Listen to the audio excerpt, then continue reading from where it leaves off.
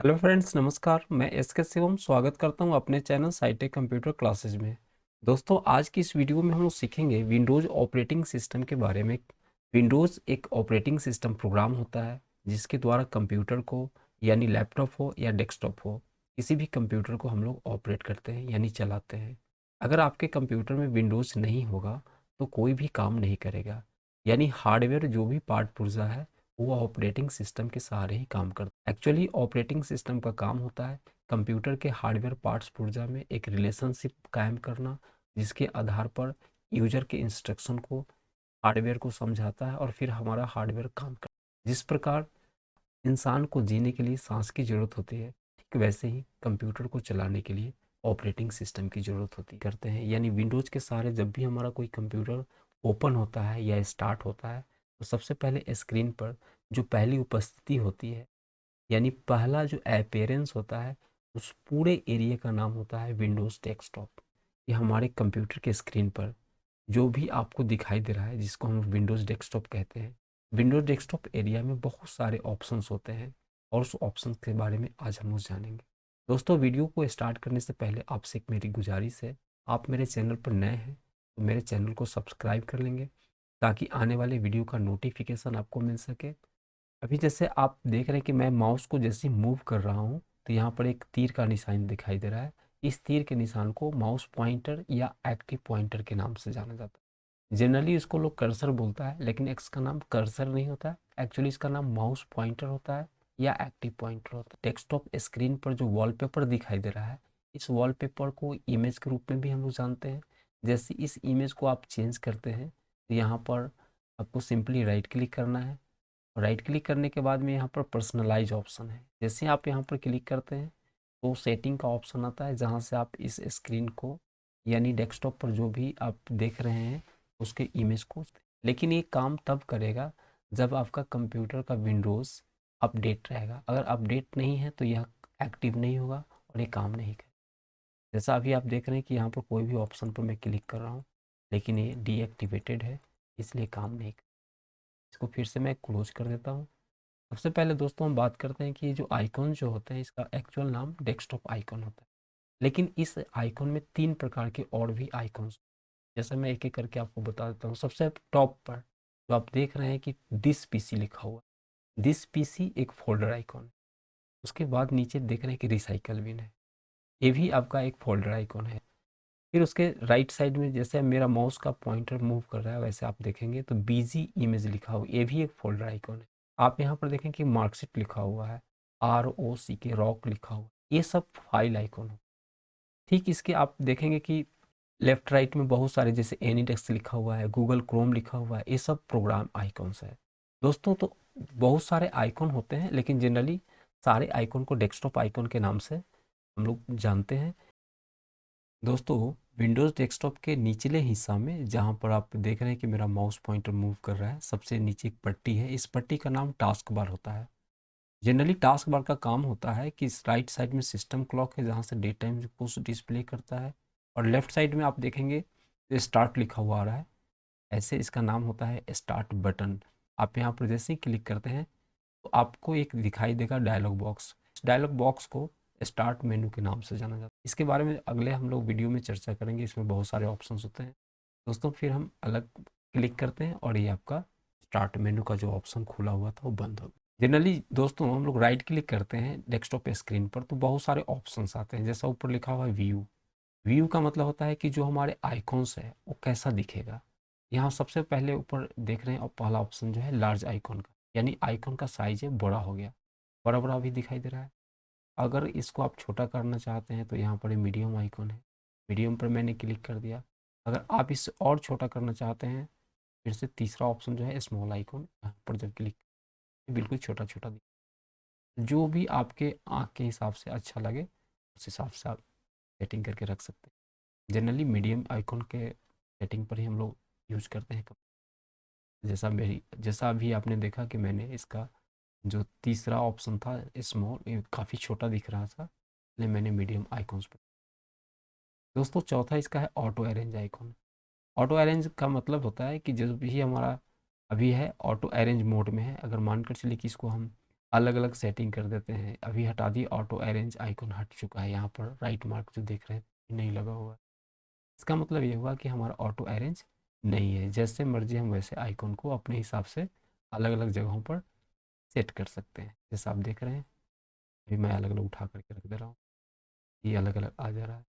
जैसे दोस्तों इसको ऑटो अरेंज करते हैं, राइट क्लिक करेंगे, व्यू में जाएंगे और ऑटो अरेंज पर क्लिक, या align icon to grid. Grid का मतलब होता है लाइन के हिसाब से आइकन को सजा देना। लेकिन ये ऑटो अरेंज नहीं हुआ, जैसे पहले था वैसे नहीं हुआ। वैसे करने के लिए हमें राइट क्लिक करना है, व्यू में जाएंगे और ऑटो अरेंज आइकन्स पर करेंगे। जैसे ही क्लिक करेंगे तो पहले की तरह बिल्कुल एक सीक्वेंस में एक लाइन के हिसाब से सारा एडजस्ट। फिर से दोस्तों राइट क्लिक करते हैं और यहाँ पर आप देखेंगे सबसे लास्ट में एक ऑप्शन आ रहा है, शो डेस्कटॉप आइकॉन। अगर आप इस पर क्लिक कर देते हैं तो अभी राइट मार्क लगा हुआ है, इसलिए यहाँ पर आइकॉन दिखाई दे रहे हैं। अगर जैसे ही आप यहाँ पर क्लिक कर देते हैं तो राइट मार्क हट जाएगा और आपके डेस्कटॉप स्क्रीन पर जो भी आइकॉन्स है वो सब हाइड हो जाएंगे। जैसा मैं अभी करके दिखाता हूँ। अभी आप दोस्तों देख रहे हैं कि हमारे डेस्कटॉप स्क्रीन पर जो भी पहले का आइकॉन था अभी डिसअपियर हो चुका है, अभी दिख नहीं रहा है। इसका मतलब ये नहीं हुआ कि हमारा कंप्यूटर ख़राब हो चुका है या फिर कंप्यूटर काम नहीं करेगा। इसका मतलब ये हुआ कि हमारा डेस्कटॉप आइकॉन जो है किसी भी तरीके से वो हाइड हो चुका है। फिर से उसको लाने के लिए राइट क्लिक करते हैं, व्यू में जाएंगे और व्यू ऑप्शन के सबसे लास्ट वाले ऑप्शन शो डेस्कटॉप आइकॉन पर क्लिक करेंगे। फिर से नॉर्मली जैसे आइकॉन दिख रहा था फिर से दिखाई दे रहा है। दोस्तों व्यू से नीचे देख रहे हैं सॉर्ट बाई लिखा हुआ है, सॉर्ट बाई नेम साइज, इसमें बहुत सारे ऑप्शंस आ रहे हैं। इसका मतलब हुआ कि अभी जो हमारा डेस्कटॉप स्क्रीन पर जो आइकॉन का सेटिंग है वो नेम के हिसाब से, जैसे अभी मैं करूँगा नेम पर क्लिक तो कुछ नहीं हुआ। इसका मतलब ये हुआ कि हमारा सेटिंग जो है नाम के हिसाब से यहाँ पर सेट है। फिर से राइट क्लिक करेंगे, सॉर्ट बाई। अब मैं साइज करता हूँ दोस्तों, जैसे ही आप देखेंगे कि हम साइज पर क्लिक करेंगे, साइज पर क्लिक करते ही हमारा डेस्कटॉप का आइकॉन का जो लाइनिंग है सीक्वेंस है वो चेंज हो जाएगा। जैसे अभी मैं करके बताता हूँ।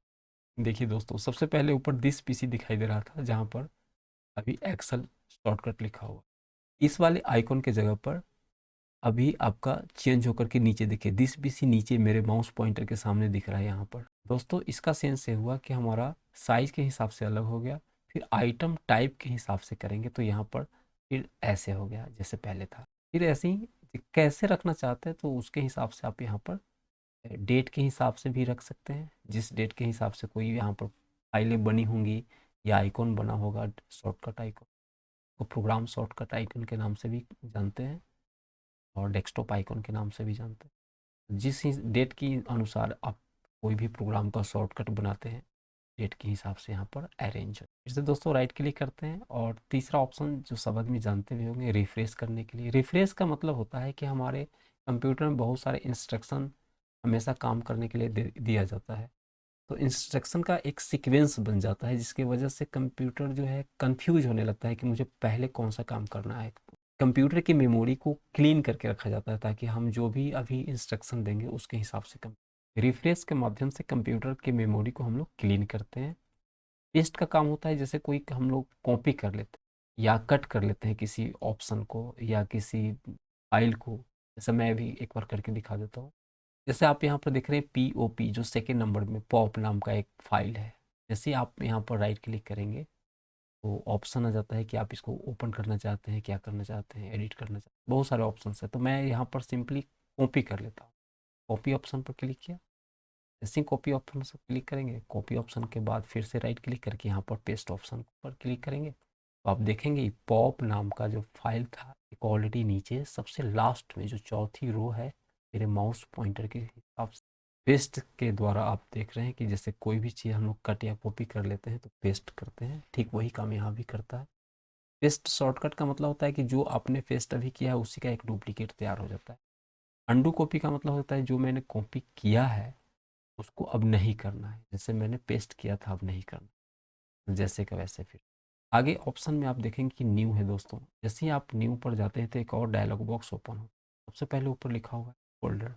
फोल्डर पर जैसे ही आप क्लिक करते हैं तो नया फोल्डर बनाने के लिए यहाँ पर ऑप्शन आ गया जहाँ पर लिखा हुआ है न्यू फोल्डर।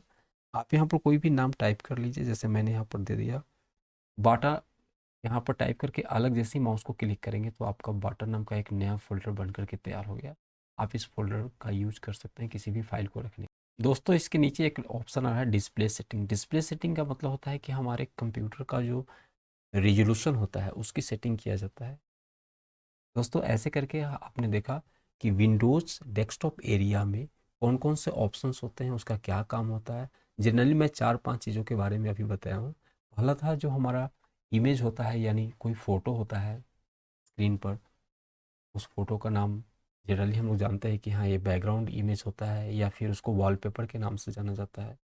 वॉलपेपर या बैकग्राउंड दोनों सेम चीज़ें होती है, यानी कोई भी फ़ोटो जो लगाते हैं स्क्रीन पर उसी को वॉलपेपर या बैकग्राउंड कहते हैं। बैकग्राउंड इसलिए बोलते हैं क्योंकि वो पीछे होता है, जो भी हमारा आइकॉन्स होते हैं या कोई नाम लिखा होता है उसके पीछे होता है, इसलिए उसको हम बैकग्राउंड कहते हैं। और जो भी आगे यानी फोरग्राउंड के रूप में, जैसे सिंबल आगे की तरफ दिख रहा है और हमारा पिक्चर पीछे। अभी आपने देखा कि ये वॉलपेपर को कैसे चेंज करते हैं उसके बारे में मैंने बताया। सिंपली कोई भी वॉलपेपर आपको चेंज करना है तो जैसे मैंने यहाँ पर एक वीजी इमेज नाम का एक फोल्डर है, इस पर डबल क्लिक करते हैं।